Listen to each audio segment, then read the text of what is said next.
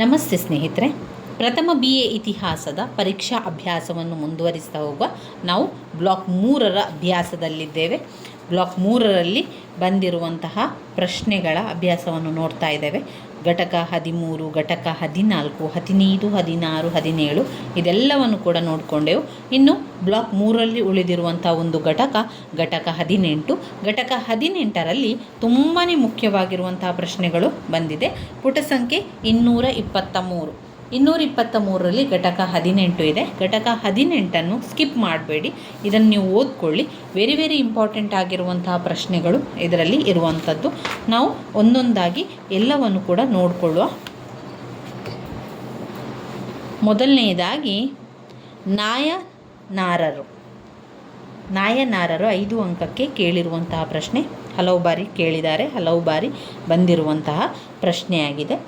ಏನು ಈ ಒಂದು ವಿಚಾರ ಎನ್ನುವಂಥದ್ದು ನಿಮಗೆ ಅರ್ಥ ಆಗಬೇಕು. ಮೊದಲಿಗೆ ಯಾರು ಈ ನಾಯನಾರರು?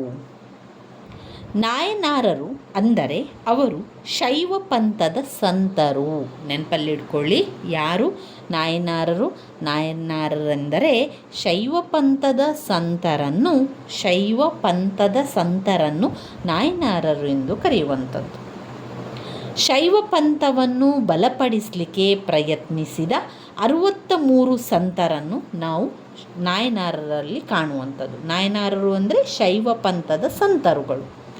ಈ ಸಂತರು 63 ಸಂತರು ಶೈವ ಪಂಥವನ್ನು ಬಲಪಡಿಸಬೇಕು, ಅದನ್ನು ಗಟ್ಟಿಪಡಿಸಬೇಕು ಅಂತ ಪ್ರಯತ್ನ ಪಟ್ಟರು.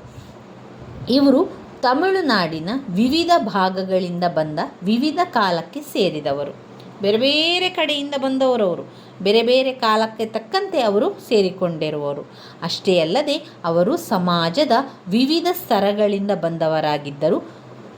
ಶೇಕಿಲಾರನು ರಚಿಸಿರುವ ಪೆರಿಯ ಪುರಾಣದಲ್ಲಿ ಈ ಎಲ್ಲ 63 ಸಂತರ ವಿವರಗಳು ದೊರೆಯುತ್ತದೆ. ನೋಡಿ, ನಮಗೆ ಹಿಂದಿನ ಕಾಲದ ಇತಿಹಾಸದಲ್ಲಿ ಆಗಿ ಹೋಗಿರುವಂಥ ವಿಚಾರಗಳು ನಮಗೆ ಗೊತ್ತಾಗಬೇಕು ಅಂತಾದರೆ ಇದಕ್ಕೆಲ್ಲ ಕಾರಣ ಆಧಾರಗಳು. ಶಾಸನಾಧಾರಗಳಿರ್ಬೋದು, ನಾಣ್ಯಾಧಾರಗಳಿರ್ಬೋದು, ಅದೆಲ್ಲ ಕೂಡ ಈ ಎಲ್ಲ ಆಧಾರಗಳಿಂದ ನಮಗೆ ರಾಜಮನೆತನದ ಬಗ್ಗೆ, ಕೆಲವು ಪಂಥಗಳ ಬಗ್ಗೆ ತಿಳಿಲಿಕ್ಕೆ ಸಾಧ್ಯ ಆಗ್ತದೆ. ಅದೇ ರೀತಿಯಲ್ಲಿ ನಾಯನಾರರು ಎನ್ನುವ ಒಂದು ಪಂಥ, ಶೈವ ಪಂಥದ ಸಂತರನ್ನು ನಾವು ನಾಯನಾರರು ಅಂತ ಕರಿತಾ ಇದ್ದದ್ದು. ಈ ಒಂದು ಪಂಥವನ್ನು ಶೇಕಿಲಾರನು ರಚಿಸಿರುವ ಪೆರಿಯ ಪುರಾಣದಲ್ಲಿ ಅನೇಕ ಪುರಾಣಗಳನ್ನು ಬರಿತಾ ಇದ್ದರು, ಅನೇಕ ಗ್ರಂಥಗಳನ್ನೆಲ್ಲ ಬರಿತಾ ಇದ್ದರು. ಆ ಕಾಲದ ರಾಜರು ಗ್ರಂಥಗಳನ್ನು ಬರೆದಾಗ ಆ ರಾಜರ ವಿಚಾರಗಳು ಸಂಪೂರ್ಣವಾಗಿ ಆ ಗ್ರಂಥದಲ್ಲಿ ಬರಿತಾ ಇದ್ದರು. ಆದ್ದರಿಂದ ನಮಗೆ ಏನು ಗೊತ್ತಾಗ್ತದೆ, ಅವರ ರಾಜಮನೆತನದ ಬಗ್ಗೆ, ರಾಜರುಗಳ ಬಗ್ಗೆ, ಅವರು ಆಳ್ವಿಕೆ ಮಾಡಿದರ ಬಗ್ಗೆ ಎಲ್ಲ ಕೂಡ ನಮಗೆ ಗೊತ್ತಾಗಬೇಕು ಅಂತ ಹೇಳಿದರೆ ಅದು ಈ ಒಂದು ಆಧಾರದಿಂದ. ಶೇಕಿಲಾರರು ರಚಿಸಿರುವ ಪೆರಿಯ ಪುರಾಣದಲ್ಲಿ ನಮಗೆ ಈ 63 ಸಂತರ ವಿವರಗಳು ದೊರೆಯುತ್ತದೆ. ಇನ್ನು ಪೆರಿಯ ಪುರಾಣದ ಪ್ರಕಾರ ಶೈವ ಚಳುವಳಿ ಕ್ರಿಸ್ತಶಕ 2ನೇ ಶತಮಾನದಲ್ಲಿ ಆರಂಭಗೊಂಡಿತ್ತು. ಅದರಿಂದ ಮೊದಲು ಇರಲಿಲ್ಲ. ನಂತರ ಪೆರಿಯ ಪುರಾಣದಲ್ಲಿ ಅವರೇನು ಹೇಳಿದ್ದಾರೆ, ಶೈವ ಚಳುವಳಿ ಆರಂಭ ಆದದ್ದು ಕ್ರಿಸ್ತಶಕ 2ನೇ ಶತಮಾನದಲ್ಲಿ ಆರಂಭಗೊಂಡಿತು ಅಂತ ಹೇಳಿದರು. ಜೈನ ಹಾಗೂ ಬೌದ್ಧ ಧರ್ಮದ ಪ್ರಾಬಲ್ಯತೆಯ ವಿರುದ್ಧ ಪ್ರತಿಭಟನೆಯ ರೂಪದಲ್ಲಿ ಆರಂಭ ಆಗ್ತದೆ. ಇದು ನಾಯನಾರರು ಏನು ಮಾಡ್ತಾರೆ, ಈ ಸಂತರುಗಳು ಅವರು ಜೈನ ಮತ್ತು ಬೌದ್ಧ ಧರ್ಮದ ಪ್ರಾಬಲ್ಯತೆಯ ವಿರುದ್ಧ ಪ್ರತಿಭಟನೆಯ ರೂಪದಲ್ಲಿ ಆರಂಭ ಮಾಡ್ತಾರೆ. ಧಾರ್ಮಿಕ ಕ್ಷೇತ್ರದಲ್ಲಿ ಜೈನರು ಹಾಗೂ ಬೌದ್ಧ ಧರ್ಮಗಳು ಹೊಂದಿದ್ದ ಬಿಗಿಮುಷ್ಟಿಯಿಂದ ಜನರನ್ನು ಪಾರು ಮಾಡುವ ಶೈವ ಪಂಥವನ್ನು ಬಲಗೊಳಿಸಿ ಶಿವಭಕ್ತಿಯನ್ನು ಹರಡುವುದು ಅವರ ಉದ್ದೇಶ. ನೋಡಿ, ಒಂದು ಪಂಥದ ನಂತರ ಒಂದು ಪಂಥ ಬರ್ತಾನೆ ಇತ್ತು. ಒಂದು ಕಾಲದಲ್ಲಿ ಜೈನ ಧರ್ಮ ಮತ್ತು ಬೌದ್ಧ ಧರ್ಮ ಎನ್ನುವಂಥದ್ದು ಉದಯ ಆಯಿತು. ಯಾಕೆ ಅದು ಉದಯ ಆಯಿತು ಅಂತ ಹೇಳುವಂಥದ್ದು ನಾವು ಈಗಾಗಲೇ ತಿಳ್ಕೊಂಡಿದ್ದೇವೆ ಅಲ್ವಾ. ಅಂದರೆ ಉತ್ತರ ವೇದದ ಕಾಲ ಮತ್ತು ವೇದೋತ್ತರದ ಕಾಲದಲ್ಲಿ ಯಾವ ರೀತಿಯ ಒಂದು ಜಾತಿ ಧರ್ಮಗಳಿದ್ದವು, ಪಂಥಗಳೆಲ್ಲ ಇದ್ದವು ಅಂತ ನಾವು ತಿಳ್ಕೊಂಡಿದ್ದೆವು. ಯಾವುದು ಬ್ರಾಹ್ಮಣ, ಕ್ಷತ್ರಿಯ, ವೈಶ್ಯ, ಶೂದ್ರ ಎನ್ನುವಂತಹ 4 ಒಂದು ಪಂಥಗಳು, 4 ಒಂದು ಜಾತಿಗಳು ಉಗಮ ಆಗ್ತದೆ. ಅಲ್ಲಿಂದ ನಂತರ ಜನರ ಜೀವನದಲ್ಲಿ ಬದಲಾವಣೆಯಾಗುವಂಥದ್ದು, ಜನರು ನೊಂದು ಹೋಗಿ ಇನ್ನು ಈ ಒಂದು ವರ್ಗಗಳೆಲ್ಲ ಬೇಡ, ಇನ್ನು ಹೊಸದೊಂದು ವರ್ಗ ನಮಗೆ ಬೇಕು, ನಾವು ಆ ವರ್ಗದಲ್ಲಿ ಸೇರಿಕೊಳ್ತೇವೆ, ಆ ಒಂದು ಪಂಥದಲ್ಲಿರ್ತೇವೆ ಎನ್ನುವಂತಹ ಜನರ ಒಂದು ಯೋಚನೆಯಂಥ ಸಂದರ್ಭದಲ್ಲಿ ಜೈನ ಧರ್ಮ ಮತ್ತು ಬೌದ್ಧ ಧರ್ಮ ಆರಂಭ ಆಗ್ತದೆ. ಜನರೆಲ್ಲರೂ ಕೂಡ ಈ ಜೈನ ಧರ್ಮ ಮತ್ತು ಬೌದ್ಧ ಧರ್ಮಕ್ಕೆ ಇಳಿತಾರೆ. ಅದಾದ ನಂತರ ಅದರಲ್ಲಿ ಬರುವಂತಹ ಕೆಲವು ತೊಂದರೆಗಳಿರ್ಬೋದು ಅಥವಾ ಅದರ ಒಂದು ಅವನತಿಯಿಂದಾಗಿ ಜನರು ಆ ಜೈನ ಧರ್ಮ ಮತ್ತು ಬೌದ್ಧ ಧರ್ಮದ ಹಿಂದೆ ಅದರಿಂದ ಹೊರಬರಲಿಕ್ಕೆ ಸಾಧ್ಯ ಆಯಿತು. ಅದ ನಂತರದಲ್ಲಿ ಶೈವ ಪಂಥ ಎನ್ನುವಂಥದ್ದು ಆರಂಭ ಆಗ್ತದೆ.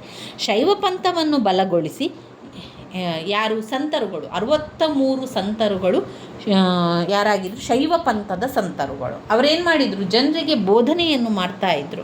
ಅವರು ಶಿವಭಕ್ತಿಯನ್ನು ಹರಡ್ತಾ ಇದ್ದರು. ಶಿವಭಕ್ತಿಯನ್ನು ಹರಡುವುದು ನಾಯನಾರರ ಉದ್ದೇಶವಾಗಿತ್ತು.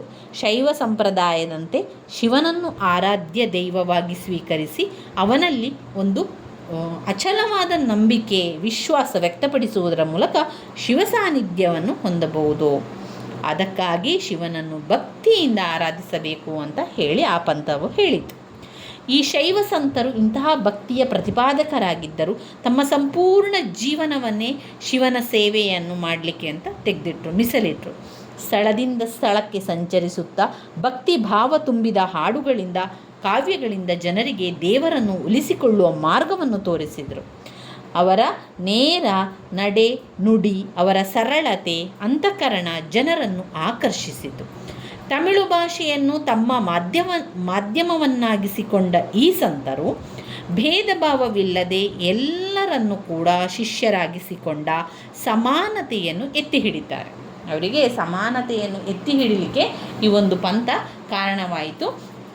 ಇಲ್ಲಿ ತಮಿಳು ಭಾಷೆಯನ್ನೇ ತಮ್ಮ ಮಾಧ್ಯಮವನ್ನಾಗಿಸಿಕೊಂಡ್ರು. ಅವರು ಎಲ್ಲರೂ ಕೂಡ ತಮಿಳು ಭಾಷೆಯನ್ನೇ ಮಾತನಾಡ್ತಾ ಇದ್ರು, ತಮಿಳು ಭಾಷೆಯಲ್ಲಿ ವ್ಯಾವಹಾರಿಕ ಭಾಷೆಯನ್ನಾಗಿ ಮಾಡ್ತಾಯಿದ್ರು ಅಂತ ಆದಾಗ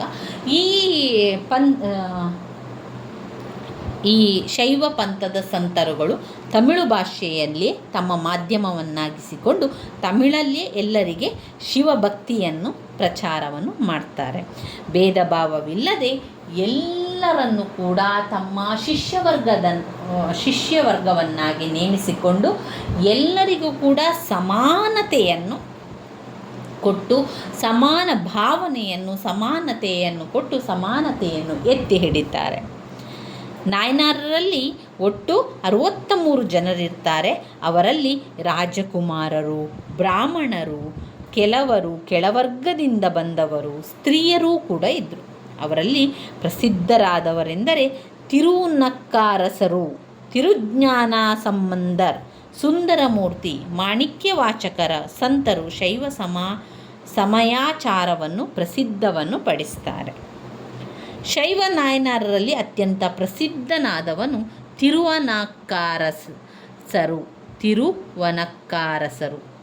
ಇವನು ಬಹುಶಃ 7ನೇ ಶತಮಾನದಲ್ಲಿ ಜೀವನವನ್ನು ಮಾಡ್ತಾ ಇದ್ದ. ಅವನಿಗೆ ಅಪ್ಪಾರ್ ಎಂಬ ಮತ್ತೊಂದು ಹೆಸರಿತ್ತು.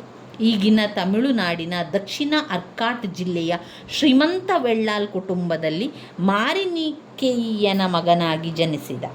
ಪಿರಿಯ ಪುರಾಣ ತಿರುಜ್ಞಾನನಿಗೆ ಪವಾಡಗಳನ್ನು ಮಾಡುವ ಶಕ್ತಿ ಇತ್ತೆಂದು ಹೇಳುತ್ತದೆ. ಆರಂಭದ ದಿನಗಳಲ್ಲಿ ಶಿವ ಸಾಕ್ಷಾತ್ಕಾರವನ್ನು ಹೊಂದಿದ್ದ ತಿರುಜ್ಞಾನ ನಂಬಿದರ್ ನಂತರ ಶಿವ ಮಹಾಭಕ್ತನಾಗಿ ಪರಿವರ್ತನಾಗ್ತಾನೆ. ಅವನ ಒಂದು ದೈವಜ್ಞಾನ ಇರ್ಬೋದು, ಅವನ ಒಂದು ಪಾಂಡಿತ್ಯತೆ ಇರ್ಬೋದು, ಭಕ್ತಿರಸವಾಗಿ ಹರಿಯಲಾರಂಭಿಸ್ತದೆ. ಈ ಕಾವ್ಯಗಳು ತಮಿಳು ಭಾಷೆಯಲ್ಲಿದ್ದು ಅಪಾರ ತಿಳುವಳಿಕೆಯನ್ನು, ಭೌತಿಕ ಜ್ಞಾನವನ್ನು ಕೂಡ ಹೊಂದಿದ್ದವು. ತನ್ನ ಶೈವ ಭಕ್ತಿಯ ಪ್ರತಿಪಾದನೆಗಾಗಿ ಉಳಿದ ಧರ್ಮೀಯರನ್ನು ಚರ್ಚೆಗೆ ಆಹ್ವಾನಿಸಿ ಅವರಲ್ಲಿನ ಡಾಂಬಿಕತನವನ್ನು ಬಯಲಿಗೆಳೆದರು. ತಮಿಳುನಾಡಿನ ಉದ್ದಗಲಕ್ಕೂ ಸಂಚರಿಸಿ ಮೇಲು ಕೀಳು ಯಾವ ಭೇದ ಭಾವವನ್ನು ಮಾಡ್ತಾ ಇರಲಿಲ್ಲ. ಎಲ್ಲರನ್ನು ಕೂಡ ಶಿಷ್ಯರನ್ನಾಗಿ ಮಾಡಿಕೊಂಡರು. ಅವರ ಒಂದು ಗೀತೆಗಳಾಗಿರ್ಬೋದು, ಪವಾಡಗಳು ಜನಸಾಮಾನ್ಯರವನ್ನು ಶೈವ ಮಾರ್ಗದೆಡೆಗೆ, ಶೈವ ಪಂಥದೆಡೆಗೆ ಎಳೆಯಿತು. ಅವನು ಅತ್ಯಂತ ಜನಪ್ರಿಯನಾಗಿದ್ದನು. ಅವನ ಕಾವ್ಯದ ಶೈಲಿಯು ಶ್ರೇಷ್ಠ ಮಟ್ಟದ್ದಾಗಿತ್ತು. ಸುಮಾರು 49,000 ಭಕ್ತಿಗೀತೆಗಳನ್ನು ರಚಿಸಿದ್ದನೆಂದು ಹೇಳಲಾಗಿದೆ. ಅವನ 323 ರಚನೆಗಳು ಮಾತ್ರ ಈಗ ಲಭ್ಯವಾಗಿರುವಂಥದ್ದು. ತಿರುವನಕ್ಕಾರಸುವಿನ ಕಿರಿಯ ಸಮಕಾಲೀನವರಾದ ಸಂಬಂಧರ್ ತಿರುವನಕ್ಕಾರಸರ ಶಿಷ್ಯರು ತಮ್ಮ ಗುರುವನ್ನು ಪ್ರೀತಿಯಿಂದ ಅಪ್ಪಾರ್ ಎಂದು ಕರೆಯುತ್ತಿದ್ದರು. ಅವರಿಬ್ಬರ ನಡುವೆ ಆತ್ಮೀಯವಾದ ಬಾಂಧವ್ಯವಿತ್ತು. ಬ್ರಾಹ್ಮಣ ಕುಟುಂಬದಲ್ಲಿ ಜನಿಸಿದ ಸಂಬಂಧರ್ ಪವಾಡ ಪುರುಷ. ತನ್ನ 4ನೆಯ ವಯಸ್ಸಿನಲ್ಲಿ ದೇವಿ ಪಾರ್ವತಿಯ ಸಾಕ್ಷಾತ್ಕಾರ ಹೊಂದಿದ ಅವರಿಗೆ ತಿರುಜ್ಞಾನರೆಂಬ ಹೆಸರು ಕೂಡ ಬರ್ತದೆ. ಶ್ರೇಷ್ಠ ಶಿವಭಕ್ತಿಯ ಪ್ರತಿಪಾದಕರಾದ ಅವರು ಎಲ್ಲೆಡೆ ಸಂಚರಿಸಿ ತಮ್ಮ ಹಾಡುಗಳ ಮೂಲಕ ಜನತೆಯನ್ನು ಭಕ್ತಿಯ ಹಾದಿಯಲ್ಲಿ ನಡೆಸಿ ಇತರ ಹಾಡುಗಳಲ್ಲಿ ಅಂದಿನ ಸಮಾಜದ ಹುಳುಕುಗಳನ್ನು ಟೀಕಿಸುತ್ತಾ ಧರ್ಮದ ಹೆಸರಿನಲ್ಲಿ ಮನುಷ್ಯರನ್ನು ಮೇಲು ಕೀಳಾಗಿ ವಿಂಗಡಿಸುವುದನ್ನು ಖಂಡಿಸಿದ್ದರು. 9ನೆಯ ಶತಮಾನಕ್ಕೆ ಸೇರಿದ ಮಾಣಿಕ್ಯವಾಚಕರ್ ಮತ್ತೊಬ್ಬ ಶೈವ ಸಂತ.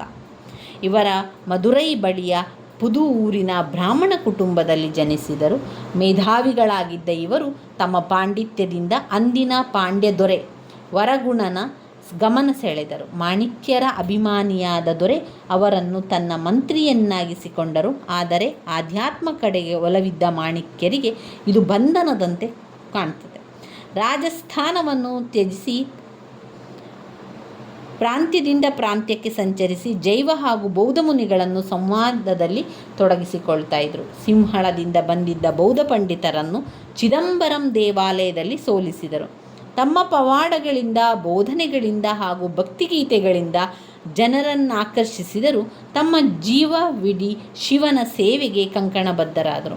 ಉಳಿದ ಭಕ್ತಿ ಸಂತರಂತೆ ಮಾಣಿಕ್ಯರು ಕೂಡ ಕಾವ್ಯಗಳನ್ನು ರಚಿಸಬಲ್ಲವರಾಗಿದ್ದರು. ಅವರಿಗಿದ್ದ ರಚನಾ ಶಕ್ತಿ, ಪಾಂಡಿತ್ಯ, ಶೈಲಿ ಅವರಿಗೆ ಮಾಣಿಕ್ಯವೆಂಬ ಹೆಸರು ಕೊಟ್ಟಿತು. ತಿರುವಾಚಕರ್ ಅವರ ರಚನೆ ಇದು ಶೈವ ಸಿದ್ಧಾಂತವನ್ನು ಒಳಗೊಂಡಿದೆ.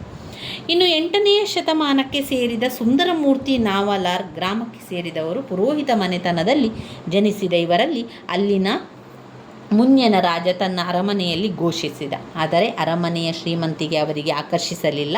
ಅದಕ್ಕೆ ಬದಲಾಗಿ ಆಧ್ಯಾತ್ಮದ ಕಡೆಗೆ ತಿರುಗಿ ಸುಂದರರುಗಳು ಲೌಕಿಕ ಜೀವನವನ್ನು ತ್ಯಜಿಸಿ ಪಾರಮಾರ್ಥಿಕತೆಯ ಕಡೆ ಆಸಕ್ತರಾದರು. ಸುಂದರರು ನೂರಾರು ಭಕ್ತಿಗೀತೆಗಳನ್ನು ರಚಿಸಿ ತಮ್ಮ ಶಿವಭಕ್ತಿಯನ್ನು ತೋರಿಸಿಕೊಂಡರು. ಅವರು ತಮ್ಮನ್ನು ಶಿವನ ಆಪ್ತರೆಂದು ತಿಳಿಸಿದರು. ಆದ್ದರಿಂದ ಅವರಿಗೆ ತಂಬರಿರಾನ ತೋಳಾದ ಎಂಬ ಹೆಸರು ಬಂತು. ಶೆಕ್ಕಿಲಾರನ ಪೆರಿಯ ಪುರಾಣದಲ್ಲಿ ಎಲ್ಲ 63 ಸಂತರ ಬಗ್ಗೆ ವಿವರಗಳಿವೆ. ಆದರೆ ಆ ಗ್ರಂಥವನ್ನು ಎಚ್ಚರಿಕೆಯಿಂದ ಅವಲೋಕಿಸಬೇಕಾಗುತ್ತದೆ. ಏಕೆಂದರೆ ಆ ಗ್ರಂಥದಲ್ಲಿ ಎಲ್ಲ ಸಂತರಿಗೂ ಅಸಾಧಾರಣ ಶಕ್ತಿಯನ್ನು, ಪವಾಡಗಳನ್ನು ಮಾಡುವ ಶಕ್ತಿ ನೀಡಲಾಗಿದೆ. ಅದೇನೇ ಇದ್ದರೂ ಈ ಶೈವ ನಾಯನಾರರು ಜನಸಾಮಾನ್ಯರಲ್ಲಿ ಭಕ್ತಿಯನ್ನು ಪ್ರಚಾರ ಮಾಡಿದ್ದು ವಂದನೀಯವಾದ ಅಂಶ. ಅವರು ಜೈವ ಹಾಗೂ ಬೌದ್ಧ ಧರ್ಮಗಳ ಪ್ರಚಾರವನ್ನು ಅಳಿಯುವಂತೆ ಮಾಡುವಲ್ಲಿ ಯಶಸ್ವಿಯಾದರು. ಇವಿಷ್ಟು ವಿಚಾರಗಳು ನಾಯನಾರರ ಬಗ್ಗೆ ಬರ್ತದೆ.